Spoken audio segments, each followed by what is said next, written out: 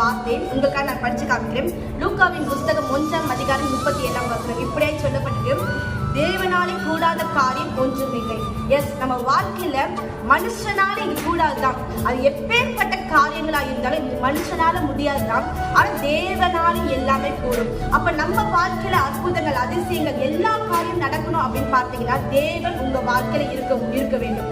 இப்ப தாவீது ஒரு கோலியாத்து, அதாவது இன்னத்தாருக்கும் தாவீதுக்கும் விரோதமாய் ஒரு மனுஷனை அழிக்க முடிந்ததுக்கான ஒரே ஒரு காரணம் என்னன்னா, தேவன் தாவீதோடு இருந்தார். அதான். அப்ப நம்ம வாழ்க்கையில ஆண்டவர் நம்மளோடு இருந்தால் நிச்சயமா எப்பேற்பட்ட சூழ்நிலை இருந்தாலும் அது மாறும். எப்பேற்பட்ட காரியங்களா இருந்தாலும் மாறும். நம் எப்பேற்பட்ட சத்துருக்கள் நமக்கு விரோதமாய் எழுப்பி நின்றாலும் அது ஒன்றும் வாய்க்காதே போகும். தேவன் நம்மளோடு இருக்க வேண்டும். Have a nice day. God bless you.